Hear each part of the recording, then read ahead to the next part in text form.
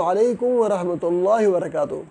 میں ہوں ڈاکٹر شفیق الرحمان غازی، آپ دیکھ رہے ہیں اپنا چینل لائف چینجر۔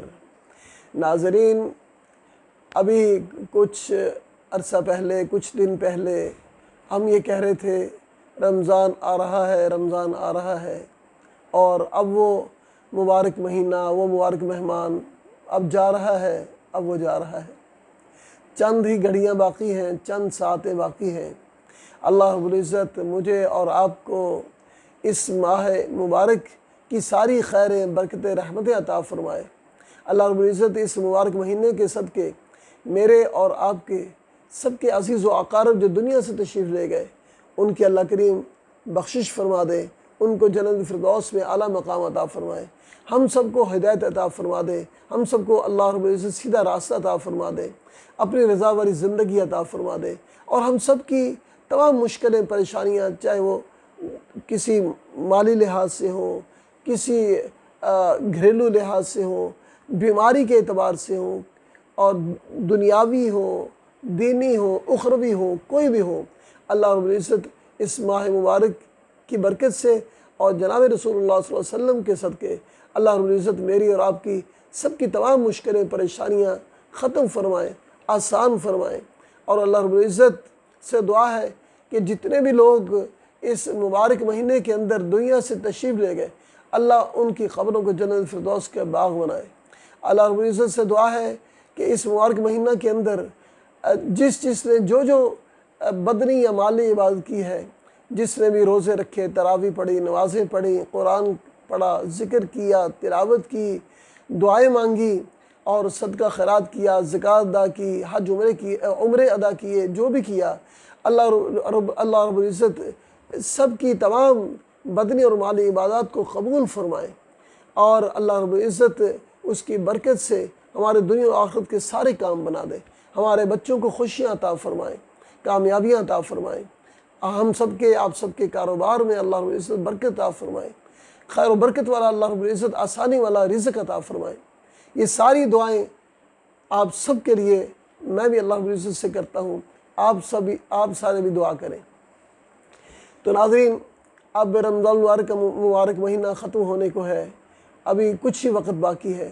ابھی جن لوگوں کی کچھ زکوٰۃ ابھی ادا کرنی باقی ہے، ان سے درخواست ہے کہ اپنی زکوٰۃ کو ادا کریں۔ اس کے علاوہ فطرانہ وہ ہر ایک پر واجب ہوتا ہے جو کہ صاحب نصاب ہو، یعنی جس مسلمان بالغ مرد یا عورت پر جو زکوٰۃ واجب ہوتی ہے وہ صاحب نصاب ہوتا ہے، اس کے پاس تقریباً 80,000 روپے کے لگ بھگ قیمت کا سونا، چاندی یا نقدی تینوں ملا کر یا کوئی ایک اس کے پاس پورا سال باقی رہتا ہے تو وہ صاحب نصاب ہوتا ہے، تو اس کو زکوٰۃ ادا کرنی چاہیے 2.5%۔ تو جس کسی کی ابھی باقی ہے زکوٰۃ کی کچھ ادائیگیاں باقی ہیں تو ان کو وہ جلدی سے ادائیگی کر لینی چاہیے تاکہ 70 گنا زیادہ ثواب مل جائے، اور اس کے علاوہ کچھ صدقہ خیرات کرنا چاہیے۔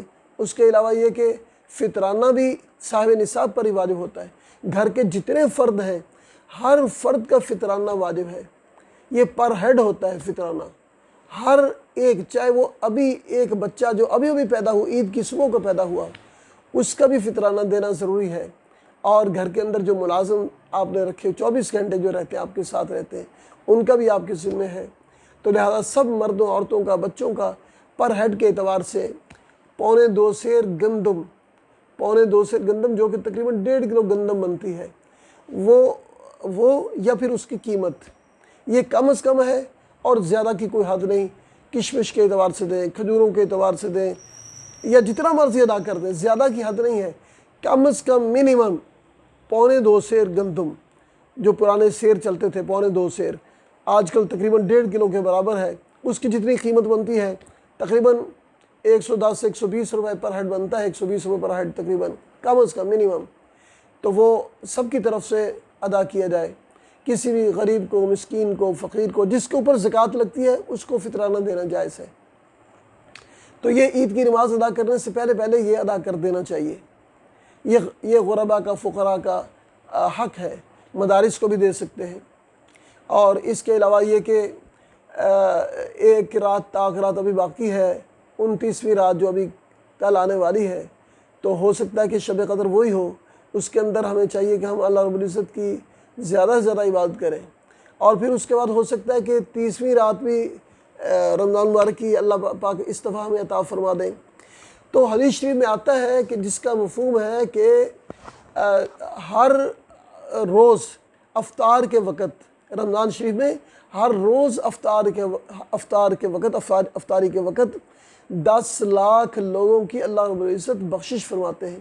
ایسے 10 لاکھ لوگ جن پر جہنم واجب ہو چکی ہے، ان کو جہنم سے چھٹکارے کا اللہ رب العزت سرٹیفکیٹ عطا فرماتے ہیں۔ اور جو آخری افطاری ہوتی ہے، 29ویں ہو یا 30ویں ہو، آخری افطاری کے وقت پورے مہینے میں جتنے لوگوں کو اللہ نے جہنم سے خلاصی عطا فرمائی، اس آخری ایک افطاری میں ان سب کی مقدار کے برابر اللہ رب العزت لوگوں کو جہنم سے چھٹکارا عطا فرماتے ہیں۔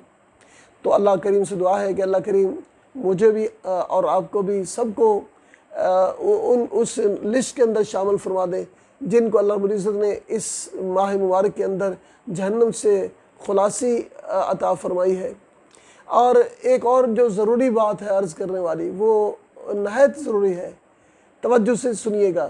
وہ یہ ہے کہ جو عید کی رات ہوتی ہے، جس کو ہم چاند رات کہتے ہیں، اس کو عربی میں لیلۃ الجائزہ کہا جاتا ہے۔ جائزہ کہتے ہیں انعام کو، عربی میں جائزہ کہا جاتا ہے انعام کو، لیلہ کہتے ہیں رات کو۔ یہ انعام کی رات ہے، لیکن وہ رات ہم گناہوں کے اندر گزارتے ہیں، وہ رات ہم نماز بھی ادا نہیں کرتے، اور اس رات میں ہم باہر بازاروں میں پھرتے ہیں، اور اس رات کے اندر ہم پردے کا کوئی خاص خیال نہیں کرتے، اور ہلہ گلا کرتے ہیں، اور نہایت یعنی غفلت کی رات وہ ہوتی ہے۔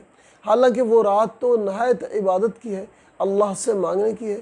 پورا مہینہ جتنا ہم نے اللہ کی عبادت کی ہے، جتنے روزے رکھے، تراویح پڑھی، جتنا ذکر اذکار کیا، جتنا صدقہ خیرات کیا، جتنی اللہ کی بندگی کی، اس سب کا انعام لینے کا وقت ہے۔ وہ سارے کے سارا اللہ رب العزت سے مانگنے کا، اللہ کے سامنے گڑ گڑانے کی وہ رات ہے، رونے کی رات ہے۔ وہ لیلۃ الجائزہ اللہ سے انعام لینے کی رات ہے۔ اس رات میں مومنوں کو انعامات عطا کیے جاتے ہیں، ان کی بخشش کی جاتی ہے۔ تو اس لیے میری آپ سے نہایت مؤدبانہ درخواست ہے کہ مجھے اور آپ کو یہ رات ضائع نہیں کرنی چاہیے۔ لیلۃ الجائزہ جو چاند رات ہے، یہ ہم ضائع نہ کریں، غفلت کے اندر، گناہوں کے اندر ضائع نہ کریں، بلکہ اس رات کے اندر بھی کچھ 2-4 نوافل ادا کر کے اللہ کے سامنے رو کے اللہ سے عرض کیا جائے کہ یا اللہ، ہم نے صرف تیری رضا کے لیے روزے رکھے، تیری رضا کے لیے ہم نے تیرے بندوں کی خدمت کی، زکوٰۃ بھی دی، صدقہ خیرات بھی دیا، کھانے بھی کھلائے، روزے بھی کھلوائے۔ یا اللہ، ہم نے تیری رضا کے لیے سب کچھ کیا۔ یا اللہ، آپ ہم سے راضی ہو جائیں، ہمارے اوپر پوری امت پر جتنی مشکلیں پریشانی آئی ہوئی، یا اللہ کریم وہ ساری ختم فرما دے، ہماری بخشش فرما دے۔ اور اس کے بعد پھر جب عید کی صبح کو جب لوگ عید پڑھنے کے لیے جاتے ہیں، تو حدیث شریف میں آتا ہے کہ ایک فرشتہ ہر چوک کے اندر، راستوں کے اندر فرشتے کھڑے ہوتے ہیں، اور وہ آوازیں دیتے ہیں کہ چلو اس کریم مالک کی بارگاہ کی طرف چلو، اس کریم بادشاہ کی بارگاہ کی طرف چلو، جو نہایت عطا فرمانے والا ہے، جو معافی عطا کرنے والا ہے، جو بخشنے والا ہے۔ اور اللہ رب العزت قسم کھا کے ارشاد فرماتے ہیں، اے میرے بندو، میرے عزت کی قسم، میرے ہوئے شان کی قسم، میرے مرتبے کی قسم، آج تم مجھ سے جو مانگو گے میں تمہیں وہ عطا کروں گا۔ چلو جاؤ، تم نے مجھے راضی کر دیا، میں تم سے راضی ہو گیا، جاؤ بخشے اپنے گھروں کو چلے جاؤ۔ اللہ رب العزت انعامات عطا فرما کر، بخشش فرما کر وہاں سے اللہ رب العزت روانہ فرماتے ہیں۔ اللہ فرماتے ہیں جاؤ بخشا یہاں سے چلے جاؤ۔ اللہ رب العزت راضی ہو چکے ہوتے ہیں۔ حدیث شریف میں آتا ہے کہ حدیث قدسی ہے، اللہ رب العزت ارشاد فرماتے ہیں الصوم لی وانا اجزی بہ، کہ روزہ میرے لیے ہے، اس کا بدلہ میں خود دوں گا۔ دوسری روایت میں آتا ہے الصوم لی وانا اجزی بہ، کہ روزہ میرے لیے ہے، اس کا بدلہ میں خود ہوں، میں اس کا بدلہ ہوں۔ تو اللہ فرماتے کہ تم نے مجھے راضی کر دیا، میں تم سے راضی ہو گیا، جاؤ بخشا اپنے گھروں کو چلے جاؤ۔ تو عید کا دن بھی ہلا گلا کا اور اللہ کی نافرمانی کا دن نہیں ہوتا، نہ چاند رات اللہ کی نافرمانی والی ہونی چاہیے، غفلت والی نہیں ہونی چاہیے۔ چاند رات کو بھی اللہ سے مانگے، عید کے دن بھی اللہ سے مانگے، رو کے مانگے، اپنے لیے مانگیں، پوری امت کے لیے مانگیں۔ آج پوری امت کے کیا حالات ہیں آپ کے سامنے ہیں، پوری امت کے لیے مانگیں۔ جناب رسول اللہ صلی اللہ علیہ وسلم اپنی امت کے لیے راتوں کو اٹھ کے رویا کرتے تھے۔ جناب رسول اللہ صلی اللہ علیہ وسلم کے سینہ اقدس سے امی عائشہ رضی اللہ فرماتی ہیں کہ ایسی رونے کی، ہچکیوں کی ایسی آواز آتی تھی جیسی کہ ہنڈیا ابلنے کی آواز آتی ہے۔ اس طرح کھڑے ہو کر پوری رات اللہ سے ایسے رو رو کے اپنی امت کے لیے مانگا کرتے تھے۔ اور ہم نے کیا کیا؟ ہم نے جناب رسول اللہ صلی اللہ علیہ وسلم کے ساتھ کیا ہم نے ان کی پیاری سنتوں کے ساتھ کیا ہم نے ان کی زندگی کو اپنایا کہ نہیں اپنایا؟ ہم صرف نام کے عاشقان رسول ہیں، کیا ان کی زندگی ہمارے لیے مشن راہ نہیں ہے؟ اللہ پاک نے قرآن کریم کے اندر ارشاد فرمایا کہ ہم نے جناب رسول اللہ صلی اللہ علیہ وسلم کو تمہارے لیے نمونہ بنایا ہے، ان کی زندگی تمہارے لیے نمونہ ہے۔ جس طرح کی زندگی انہوں نے گزاری ہے، جس طرح ان کے اخلاق تھے ویسے اخلاق اپناؤ، جس طرح ان کی عبادت تھی ویسی عبادت ہونی چاہیے، جیسے ان کی شادیاں بیاہ غمیاں جو کچھ تھا، جس طرح کی ان کی زندگی تھی ویسی زندگی ہماری ہونی چاہیے۔ صحابہ اکرام تو حضور پاک صلی اللہ علیہ وسلم کی ایک سنت کو ایسے ادا کرتے تھے کہ یہ میرے محبوب کی سنت ہے۔ اور ہم کیا کہتے ہیں؟ ہم کہتے ہیں چھوڑو یار، سنت ہی تو ہے، کوئی فرض تو نہیں، سنت ہی تو ہے۔ ایسی بات نہیں ہے، سنت کو سنت سمجھ کے کرو، سنت کو سنت سمجھ کے چھوڑو نہیں، سنت کو سنت سمجھ کے کرو۔ اللہ رب العزت سے دعا ہے کہ اللہ پاک مجھے اور آپ کو جاتے ہوئے اس ماہ رمضان المبارک کی ساری خیریں برکتیں رحمتیں عطا فرمائے، شب قدر کی خیریں برکتیں رحمتیں عطا فرمائے۔ اللہ آپ سے، ہم سب سے، ہمارے بڑوں سے چھوٹوں سے، جو دنیا سے چلے گئے جو موجود ہیں، سب سے اللہ راضی ہو جائے۔ اللہ پوری امت کے حالات کو ٹھیک فرما دے، اور اس سے اگلا رمضان، اس سے اگلا رمضان اور بہت سے رمضان اللہ پاک مجھے اور آپ کو ایمان اور صحت کے ساتھ اللہ کی عبادت میں گزارنے کی توفیق عطا فرمائے۔ آمین۔ وما علینا الا البلاغ۔ السلام علیکم ورحمۃ اللہ وبرکاتہ۔